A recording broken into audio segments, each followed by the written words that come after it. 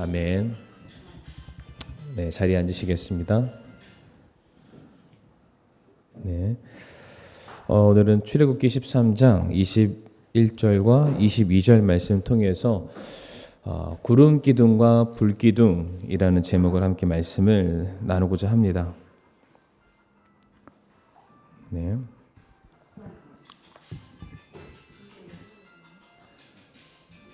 혹시나 모르니까 본문에 출애굽기 13장 말씀인데 구름 기둥과 불 기둥이라는 단어가 처음으로 등장하는 말씀이 오늘 출애굽기 13장의 말씀이 되겠습니다.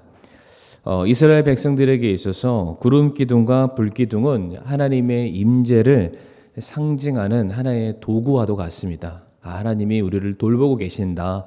하나님이 우리와 함께하고 계신다. 또 하나님께서 여전히 우리의 갈 길을 인도하고 계신다. 그 일에 대해서 가시적으로 눈에 보이는 분명한 확실한 도구로서 하나님께서 이스라엘 백성들에게 구름 기둥과 불 기둥을 허락하셨습니다.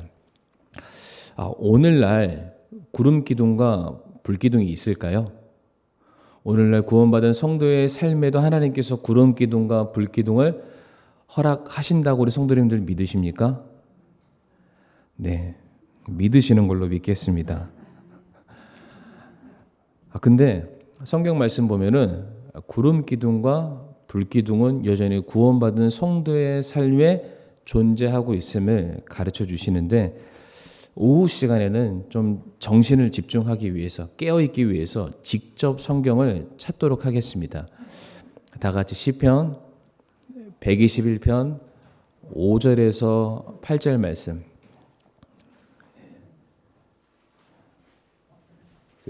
이미경 자매님이 앞으로 좀 와주시면은. 네네. 시편 121편 5절에서 8절 말씀.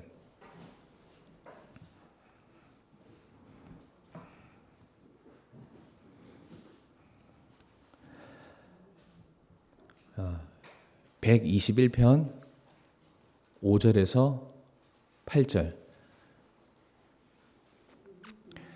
저 학창 시절 때는 성경 뽑기 대회도 했습니다. 그러니까 빨리 해서 후다닥 찾아가지고 제일 먼저 손을 탁 들고 맞추는 거. 저희 교회 하면은 볼만할 것 같아요. 잘 될 것 같습니다. 한번 하면은 괜찮을 것 같습니다. 우리 김동민 집사님 잘 연구하셨다가 성경 뽑기 대회 한번 나중에 진행해 주시길 바랍니다. 5절 말씀 형제님들이 읽으시고 제가 읽고 6절은 성도님들 한 절씩 교독하겠습니다. 주는 너를 지키시는 이시로다. 주께서 내 오른쪽에서 내 그늘이 되시나니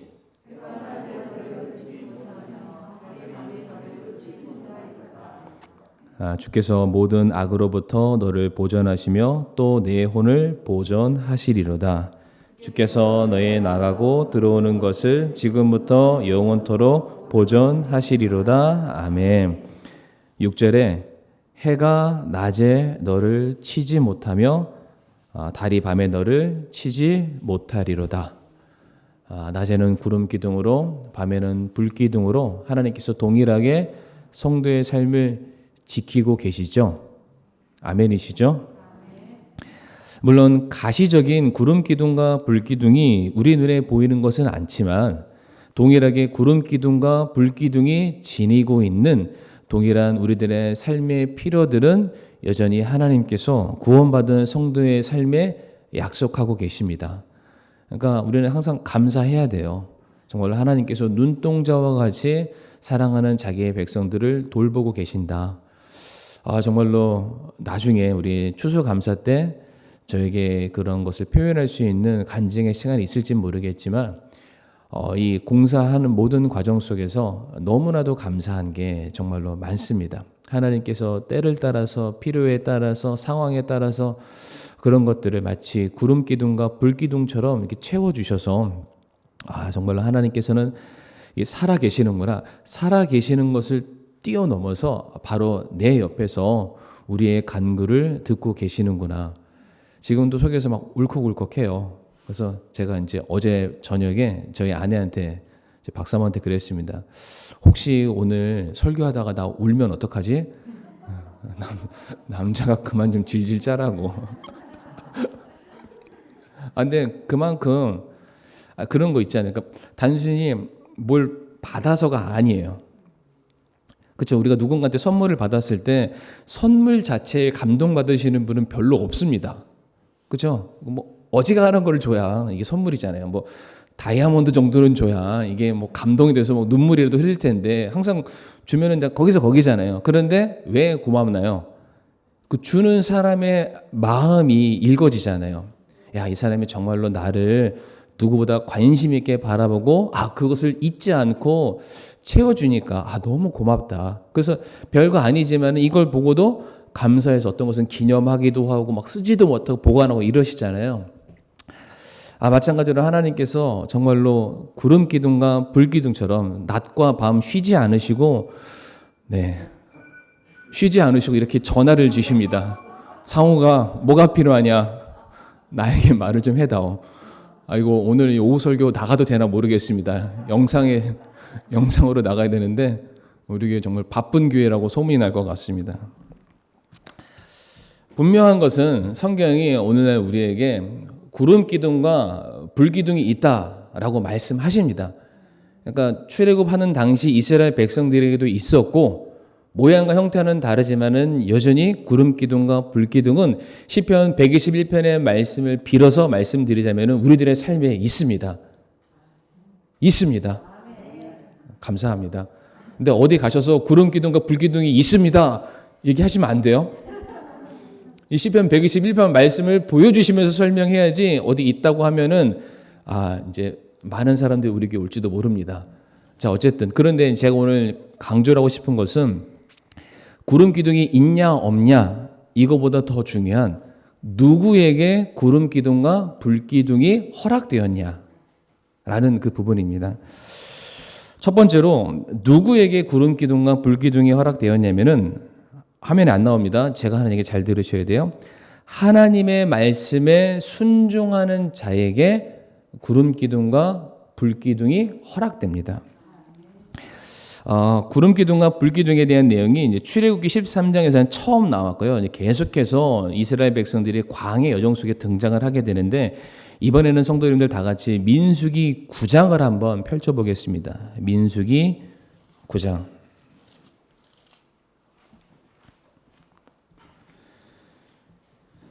민수기 9장 15절 말씀, 16절 말씀, 15절, 16절 말씀을 우리 찾으셨으면은 우리 서치진 집사님께서 한번 큰 목소리로 읽어주시면 감사하겠습니다. 민수기 9장 15절과 16절 말씀. 성막을 세운 날에 구름이 성막 곧 증언의 장막을 덮었고 저녁 때 성막 위에 불 모양 같은 것이 나타나서 아침까지 있었더라. 그것이 항상 그러하여 낮에는 구름이 그것을 덮었고 밤에는 불 모양이 있었더라. 아멘. 민수기 말씀에서도 동일하게 구름 기둥과 불 기둥에 대한 내용을 말씀하고 계십니다. 출애굽기에서는 그런 게 있을 거다라고 말씀하셨고요. 지금 민수기에서 말씀 보게 되면 조금 더 구체적으로 그 구름 기둥과 불 기둥이 어디에 위치해 있고 어떻게 움직이는지도 설명해 주고 계시는데 우선 15절 말씀 보게 되면은 이스라엘 진영 중심에 위치한 성막에 낮이면은 구름 모양의 기둥이 그리고 밤이면 불 모양의 기둥이 장막, 그 성막 위에 머물렀다라고 되어 있습니다. 그러니까 이스라엘과 동떨어진 곳에 또 다른 표지판 형식으로 있는 것이 아니라 이스라엘 진영, 성막을 중심으로 동서남북으로 각 지파들이 자리를 매김하고 있잖아요. 그 가운데 되는 그 자리에 불기둥과 구름기둥이 있을 거다라고 말씀을 하십니다. 자, 그런데 21절 말씀으로 넘어가 보게 되면은 민수기 9장 21절입니다. 구름이 저녁부터 아침까지 머물다가 아침에 떠오를 때에도 그와 같았으니 그때에 그들이 이동하되 낮이든 밤이든 구름이 떠오르면 그들이 이동하였다라고 되어 있습니다. 그러니까 이스라엘 백성들이 언제 움직일 수 있냐면은 그 구름 기둥들이 떠올리게 되었을 때, 움직이게 되었을 때에 그것을 보고 이스라엘 백성들이 따라가게 된다라고 성경은 우리에게 가르치죠. 광야에서 구름 기둥과 불 기둥의 역할은 굉장히 중요합니다. 한낮에 50도에서 60도에 육박하는 그 뜨거운 광야의 더위와 햇빛을 막아주기 위해서 구름 기둥은 반드시 있어야만 하고요. 반대로 저녁이 되면은 급속도로 온도가 떨어져서 쌀쌀한 기온에 체온이 떨어지는 것을 막아주기 위해서 불기둥의 역할 굉장히 중요합니다. 뿐만 아니라 빛이 없기 때문에 그 기둥 자체가 이스라엘 백성들의 갈 길을 비춰주는 자동차의 헤드라이트 같이 그 길들을 안전하게 갈 수 있도록 도와주기도 합니다. 자, 그런데 이 민수기 9장 15절부터 21절 이 사이의 내용을 조금 자세히 살펴보게 되면은 구름 기둥과 불 기둥 대신에 다른 말씀들이 표현되고 있는 것을 확인을 해볼 수가 있습니다. 18절 말씀을 우리 이영석 집사님 한번 읽어주시겠습니까? 시작. 이스라엘 자손이 주의 명령에 따라 이동하고 주의 명령에 따라 장막을 쳤으며 구름이 성막 위에 머무는 동안에는 그들이 자기들의 장막 안에서 안식하고. 아멘.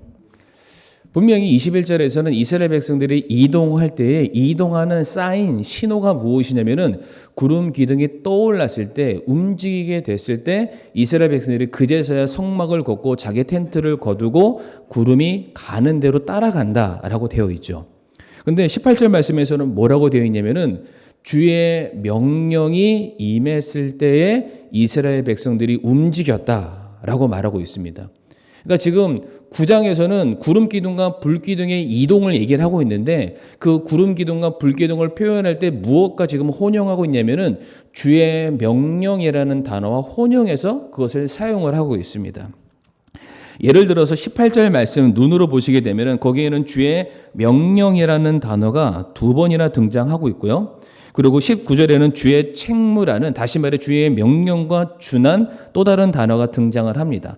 20절에도 2번이나 주의 명령이라는 단어가 등장하고 또 23절에서도 주의 명령이라는 단어가 3번씩이나 등장을 합니다. 그런데 주의 명령, 주의 책무 무엇이 되었든지 간에 주의 말씀이 등장하면은 뒤따르는 게 무엇이냐면은 이동이라는 단어가 나오죠.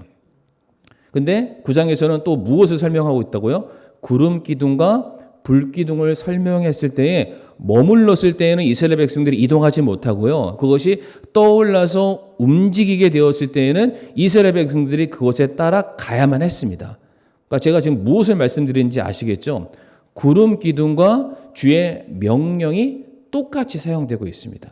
그러니까 이것을 우리가 어떻게 해석할 수 있냐면은 구름 기둥이 움직였을 때 그 자리에서 하나님의 명령이 임해서 야, 구름 기둥 움직이니까 따라가, 이게 아니라 하나님의 말씀이 먼저 이스라엘 백성들에게 임합니다. 이제 너희가 자리를 털고 일어나서 내가 명한 곳으로 가라 라고 말씀이 떨어지고 난 다음에 구름 기둥이나 불 기둥이 해당되는 방향으로 이동을 하는 거예요. 그러면 이스라엘 백성들이 그제서야 그 불빛과 구름 기둥을 따라서 가게 되는 거죠. 이해가 되시나요? 그러니까 이스라엘 백성들이 이동하는 것은 단순히 눈에 보이는 구름 기둥과 불 기둥이 움직였기 때문에 부랴부랴 따라가는 것이 아니라 먼저 말씀이 임하는 거예요. 그 말씀에 따라서 순종했을 때에 그들에게 보여지는 가시적인 현상이 구름 기둥이요, 불 기둥이다. 예를 들어서 예수님께서 공생의 사역 기간에 사람들을 고치시는 수많은 사건들을 우리 성도님들 기억하시게 될 텐데 예수님의 사람들을 고치실 때마다 꼭 하시는 말씀이 있어요. 특별히 이제 굉장히 이제 국지적인 그런 사건들, 인물들 보게 되면은 항상 예수님이 하시는 말씀이 내 믿음이 너를 구원하였다라고 말씀하십니다. 기억하시죠?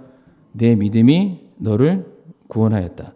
그러니까 일반적인 생각에서는 사람들이 치료를 받고 회복을 얻고 고침을 받고 피로가 채워지니까 그제서야 그분이 주님처럼 보여서 그분을 믿었다. 그러니까 주님께서 나중에 너를 구원했다. 이렇게 말씀하지 않으시는 거죠.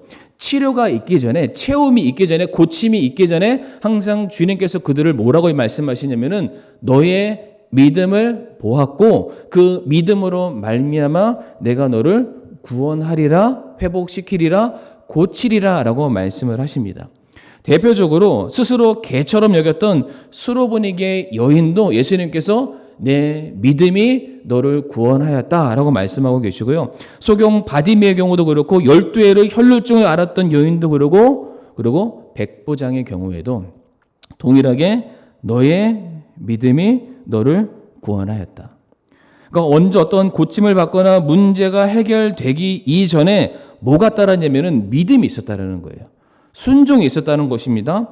헌신이 있었음을 말씀해 주고 있고 그 믿음에 따른 결과가 무엇이었냐면은 회복이었고 고침이었고 다시 사는 것이었습니다.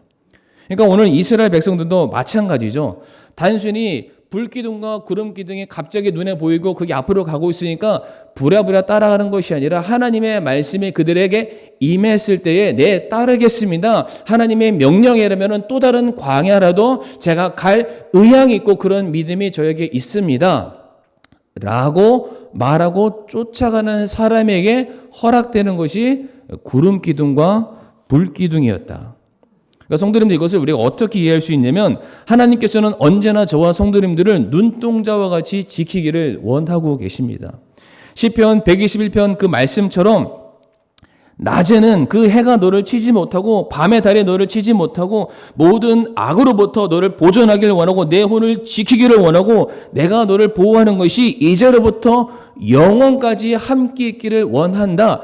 하나님께서는 늘 언제나 우리를 바라보실 때 동일한 마음으로 늘 사랑의 마음으로 우리에게 자신의 그 모든 것들을 약속하고 계세요. 그런데 이 모든 약속들이 이 모든 도우시는 손길이 누구에게 임하냐면은 순종하는 자들에게 하나님의 말씀을 전적으로 받아들일 준비가 되어 있는 자들에게 보여지는 것이 구름기둥과 불기둥이다. 오늘 민수기서가 오늘 우리에게 주는 이 메시지는 정말로 중요하다라고 생각합니다.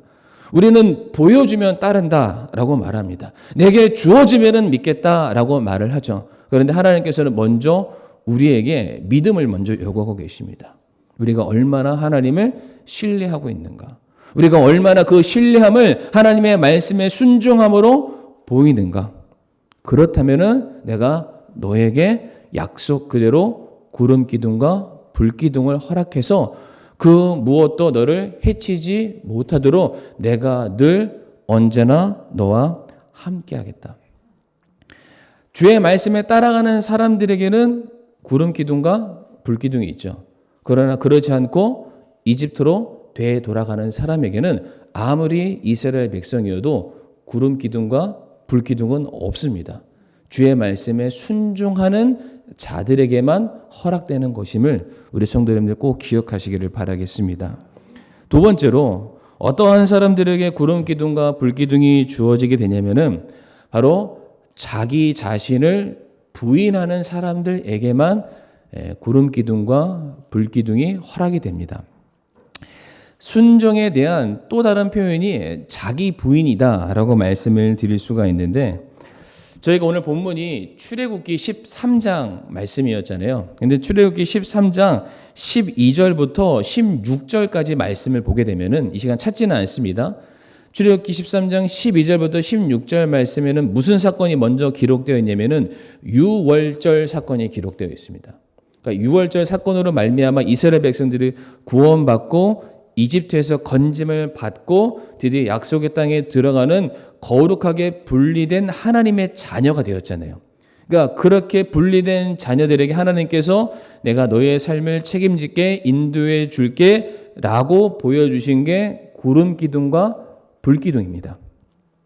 그런데 이 출애굽기 13장으로부터 정확하게 1년이라는 시간이 흘러서 민수기 9장, 우리 아까도 봤었지만은 민수기 9장 말씀 보게 되면은 그 초반부에 뭐라고 되어 있냐면은 이스라엘 백성들이 출애굽하고 난 정월 첫째 달이라고 되어 있습니다. 그러니까 1년이라는 시간이 지난 거예요. 그 1년이라는 그 사이에는 이스라엘 백성들이 출애굽하고 홍해를 건너고 시내산에 가서 십계명과 율법과 성막을 짓는 모든 것을 받아들이고 거기서 기다리고 있다가 드디어 가나안 땅을 정복하기 위해서 광야의 여정을 출발하는 시점이 이 민수기 9장이 되겠습니다.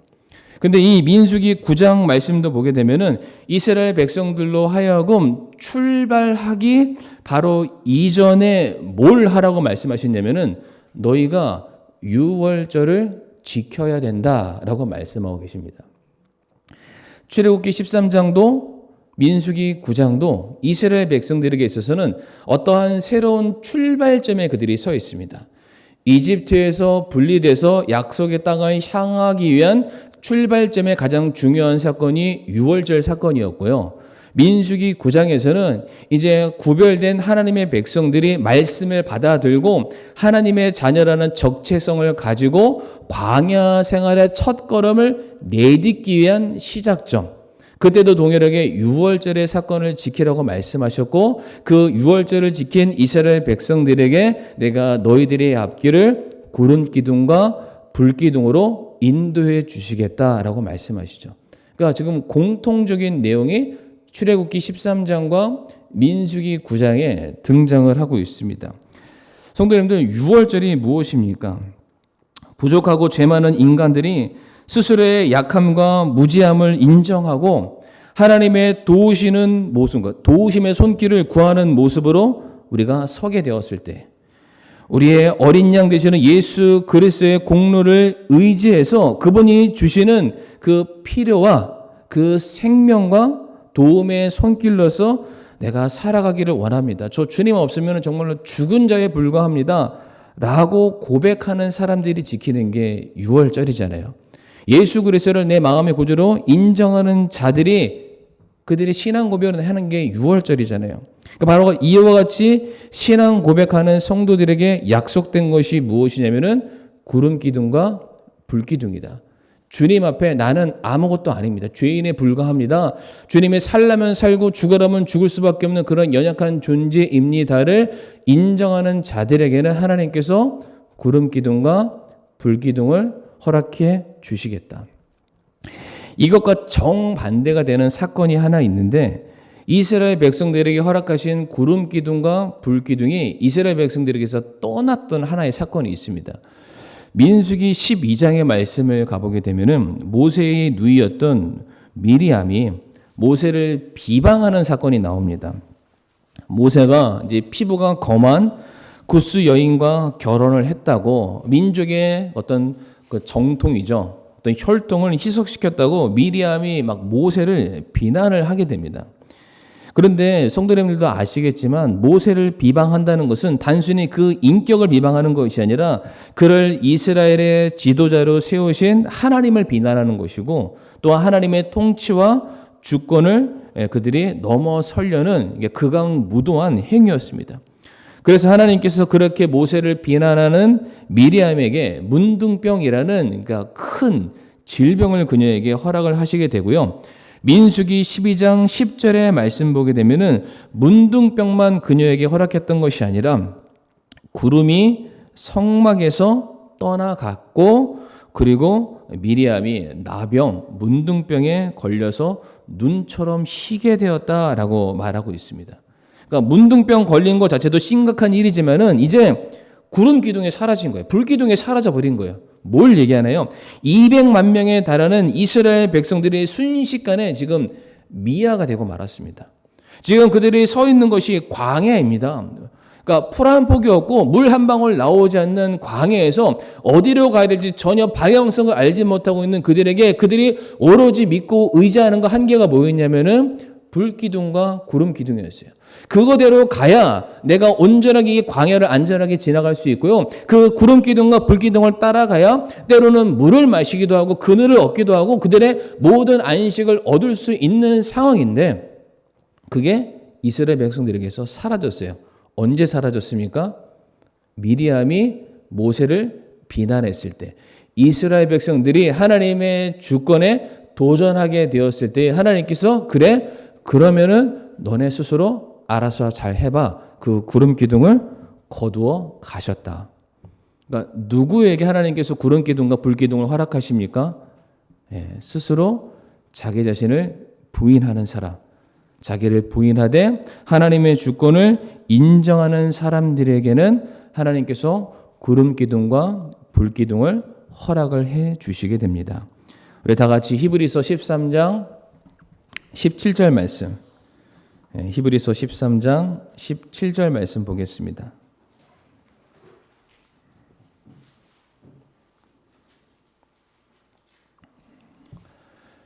히브리서 13장 17절 말씀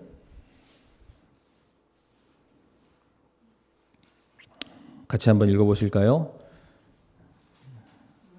시작. 너희를 다스리는 자들에게 순종하고 복종하라. 그들은 마치 자기가 회개에 보고할 자인 것 같이 너희 혼을 위해 깨어 있나니 그들이 기쁨으로 그것을 하게 하고 근심으로 하게 하지 말라. 그것은 너희에게 유익을 주지 못하느니라. 아멘. 우리 인생의 길을 계획하시고 생명을 주시는 우리의 진정한 지도자요, 우리들의 왕이신 우리가 하나님의 말씀에, 하나님의 주권에 우리는 순종하고 복종해야만 합니다. 왜 그렇습니까? 그분께서는 우리의 모든 것들을 다 아시고 보시고 계수하시고 심판하시는 분이시기 때문입니다. 우리가 주의 말씀에 오늘의 삶 속에서도 여전히 순종하고 그에 합당한 길을 걸어가고 있는지, 그 길에서 선한 일들을 이루어 가고 있는지, 그래서 전적으로 주의 말씀에 순종하고 있는지를 지켜보고 계시고, 그러한 자들에게는 여전히 하나님께서 오늘의 삶 속에서 낮에는 구름 기둥이요 밤에는 불 기둥으로서 내가 너와 함께 할 것이고 내가 너에게 능력을 줄 것이고 너를 통해서 하나님의 영광을 드러내게 될 것이고, 그래서 오늘 오전의 말씀처럼 안디옥에 갔었던 예루살렘 교회의 성도들이 주의 말씀에 순종해서 복음을 전했을 때에 허다하게 많은 사람들이 돌아왔잖아요. 함께 하신 거예요. 그들의 힘으로 그 영혼들을 구령한 것이 아닙니다. 그들이 말씀에 따라 순종함으로 안디옥까지 갔더니 드디어 거기서 하나님의 함께 하심과 하나님의 계획하심을 그들이 보게 되었던 것입니다. 자, 구름 기둥과 불 기둥의 인도하심은 하나님의 말씀에 순종하는 사람들에게 임하게 돼 있고요. 자기 자신을 부인하는 사람, 절대적으로 하나님의 주권을 인정하는 사람들에게만 허락되는 하나님의 선물이십니다. 마무리하면서 오늘 본문 출애굽기 13장의 말씀을 보게 되면 그 불기둥과 구름기둥이 등장하기 바로 앞에 어떠한 사건, 유월절 사건 말고 또 무슨 사건이 있냐면 모세가 요셉의 해골을 들고 약속의 땅에 나아가자라고 외치는 장면이 기록되어 있습니다. 그 해골 들고 나아가는 이스라엘 백성들 앞에 하나님께서 구름 기둥과 불 기둥을 약속을 하신 거예요. 그러니까 요셉의 경우에는 그의 유언이 있었죠.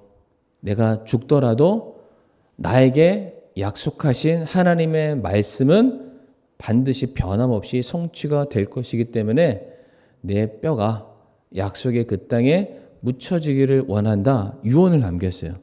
그래서 실제로 이스라엘 백성들이 이집트에서 나가 가나안 땅을 향해 갔을 때에 요셉의 유언 그대로 그의 시신을 수급해서 떠나게 됩니다. 그러니까 이 요셉의 시신은 무엇을 상징하냐면은 약속에 대한 믿음과 확증을 말합니다. 죽어서도 하나님의 말씀은 사라지지 않는다. 반드시 성취가 될 것이다. 나는 그 말씀 앞에 순종할 것이고 죽기까지 복종할 것이다. 라는 메시지가 요셉의 해골에 다 들어 있습니다. 그러니까 그렇게 순종하는 자에게 하나님께서 무엇을 약속하셨나요? 구름 기둥과 불 기둥으로 그 갈 길을 인도해서 결국에는 약속의 땅에 들어가게 하셨습니다. 그러므로 우리 사랑하는 성도님들, 오늘날에도 분명한 것은 하나님의 도우시는 손길은 여전히 함께하고 계십니다. 이스라엘 백성들이 경험했던 것처럼 낮에는 구름 기둥으로 밤에는 불 기둥으로 때를 따라서 필요한 모든 것들 하나님께서 우리에게 공급하시기를 원하고 계시고 자신의 아버지 되심을, 왕 되심을 우리에게 드러내 보이기를 정말로 무척이나 원하고 계십니다. 그런데 그것을 누구만 누릴 수 있나요? 어떠한 사람만 그 혜택을 받을 수 있습니까? 어렵지 않습니다. 하나님의 말씀에 순종하는 자들, 그리고 자기 자신을 낮출 줄 아는 자들에게 허락된 선물이 오늘 이 시간 이 자리에 계시는 우리 사랑하는 성도님들에게도 동일하게 경험되어지고 은혜되어지는 그런 시간들이 되기를 간절히 바라겠습니다. 이 시간 다 같이 머리 숙여 기도하겠습니다. 이 시간 우리 또 짧게 기도할 때에 하나님 제가 순종하는 자 되게 하시고 제가 낮아지는 겸손한 자 되게 하셔서 오늘 제 삶에 하나님의 도우시는 그 능력의 손길이 구름 기둥과 불 기둥의 그 돌보시는 손길이 제 삶에 함께 있기를 소원합니다라고 이 시간 함께 기도드리기를 원합니다.